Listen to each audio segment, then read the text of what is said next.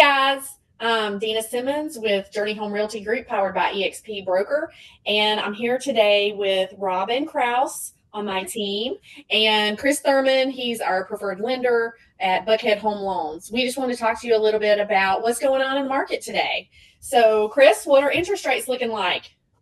Yeah, the question about interest rates is extremely important, and we talk about it all the time. But affordability is mainly driven by interest rates and purchase price, right? So if you've been following the news at all in the past several years, about 2 years now, interest rates have been increasing pretty consistently after COVID, which is mainly due to inflation. But what we're seeing now is the Fed has been combating inflation pretty steadily for the past 2 years, and it seems to finally have taken effect. So as of today, Fed Powell got up and made an announcement to drop rates by 0.5%. Yeah. It's great news, right?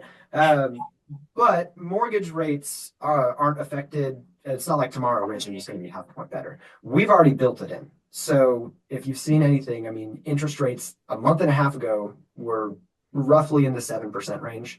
And today on a conventional loan, you're at a 6%. And then FHA and VA rates are even better. You know, you're into the low fives. So we've seen a huge improvement on affordability in the past month, and hopefully we continue to see that continue on down the road. Yeah, so it sounds like we're going in the right direction. Like from Deena and I's perspective, it feels like this is a great time to buy, but people are just holding their breath. It's like they're waiting on something. But this is the first time since the COVID rates or whatever that the rates and the home prices are down. So that's what I'm seeing. But we're having a hard time like getting people, they're waiting on something. So I mean, there's a risk to waiting. So what do you see it being a good time to buy right now, Kris? Yeah, I mean, you know, the general consensus is that rates are going to continue to go down. And what that is going to cause is prices to go up. We're going to see, you know, with affordability going up, you're going to see people that have been on the sidelines, whether they're first-time home buyers who've been waiting to actually be able to afford. I mean, that's huge. That's huge. If you can't afford to buy, you can't buy. And then you've also got, you know, the other half, which is people who own homes who don't want to do anything, or maybe they do want to do something, but what's holding them back is going from a 4% interest rate to a 7% interest rate. I mean, affordability, even if you own a home, affordability is still a question. So what we anticipate to see is prices to go up, and you know, what Deena refers to as a feeding frenzy, right? And we saw it in 2020, 25, 30, 40 offers on houses, you know, paying significantly over asking price, not getting any seller concessions. Just all kinds of stuff that will happen, that the experts anticipate to happen when everybody jumps back in the market. Yeah. So, yeah. Sorry. No, I was going to say, and I was just kind of the tail end of that is what Robin's referring to, right? Is that this time of year usually is slow, right? The back to school lull, everyone's getting back in the swing of things. So we haven't seen the reaction, at least on the purchase market, that we expected to see with rates dropping 0.5 point, or not 0.5 point, a whole percentage point. Is that people are still kind of on the fence. They haven't caught wind of it. I mean, the elephant in the room would be the election. You know, a lot of people use that as a leverage point to buy or not buy. I personally don't, you know, I mean, obviously policy and stuff, but I don't see why that should be your decision maker when rates are coming down, market's improving, you know, and obviously it could get better, but, you know, I don't want to knock on wood. It could get worse, right? So that's always, no one has a crystal ball. No one knows what's going to happen. So, you know, if it's good for you, jump is kind of what we're telling people. And I agree with what you said, Kris. In the situation where we are right now, we have had quite a few buyers drop out of the pool, and they are sitting back waiting for like the election or interest rates or whatever. And if you can buy now, it is a great time to buy because you're not overpaying for your house and stuck with that overpayment for 30 years. But if you can buy right now, it's good. And because you can always refinance, when the interest rates drop, all those buyers are going to flood back to the market. And then you're going to get into the overpaying for the homes. You're going to get into the escalation clauses and the appraisal gaps and all of that stuff. Like you said, Kris, that we saw during COVID, where those people that overpaid for those homes, even though they appraised, now they're not worth that. And they're stuck with that amount for 30 years. Whereas if you can buy now with the interest rates where they are, and they do drop lower in 6 months or a year, you can always refinance because you've got the house that you want at the payment that you want, but you can refi later to get a less payment. Yeah, absolutely. What happened with me when I bought my house is what Deena's talking about right now. I bought my house during the frenzy, and so I had to outbid just a little bit, but some people, it was like getting insane. They were doing escalation clauses and not having they paying like 40 or 50,000 over. That didn't happen with me, and I still have a good rate. But we saw a lot of that. So it's just like everybody's trying to figure out, if they're wanting to buy, they're just trying to figure out like the perfect time, and it's just hard to say what that perfect time is. So yeah, Deena's right. The rates are good now.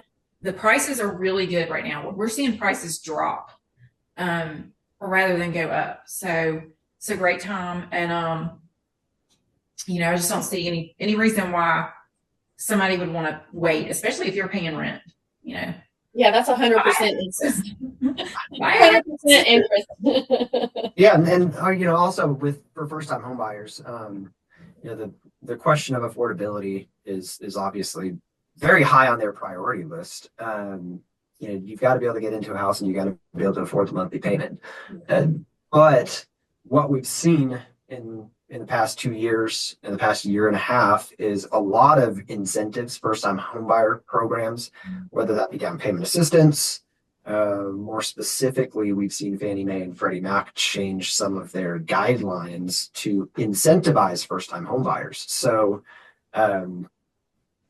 during COVID, I think we all can reflect on this a little bit, that during COVID, the people who were affected the most were first-time homebuyers. I can't tell you how many clients I had pre-approved out shopping, and they'd go and put in an offer, and there'd be, especially on lower purchase prices, there'd be 40 offers. And for a first-time homebuyer who's strapped for cash or, needs some love, when you get into the frenzy, it's going to be a lot more difficult. You're going to have to work a lot harder to find that house. So we saw people, unfortunately, who were so desperate that they ended up maybe purchasing a home that they didn't love, but that they just needed it. So right now, I think specifically for first-time home buyers, with houses sitting on the market 30, 60, 80 days in some cases, those sellers are getting desperate. Those sellers are going to be willing to do price reductions or cover closing costs that can help a first-time home buyer, get into a house without depleting their savings or dipping into their 401ks. So, first-time home buyers, I think we really need to be getting that message out there. Yeah, for sure. Yeah, I agree.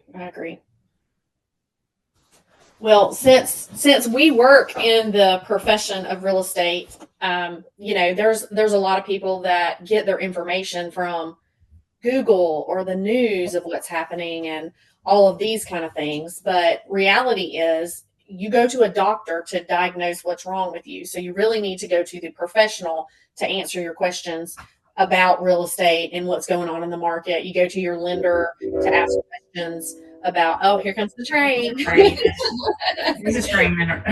Yeah, sorry guys, got the train going on. But you need to go to the professional to find your answers, market, and the lender for the rates and all the questions about the first time home buyers incentives and kind of stuff. So yes. Yeah, I hear a lot of my parents said, or I heard on the news, or my friend at the gas station told me. So, what you're hearing is not always accurate. So, it is best to come to a professional. So we're in it every day. Like we're Deena and I are up to our eyeballs in real estate. Like, this is what we're doing every day. So This is plan A. We don't have a plan B. right. Yep. So, it's best to ask us the questions about that kind of thing. And then the lenders about the rates and financing and all that kind of stuff. So Deena and I don't like to answer those questions. We like to refer those to the professionals. Stay in your lane. That's Stay right. in your That's lane. right, Kris. I think it's important to note too that every single scenario is going to be different.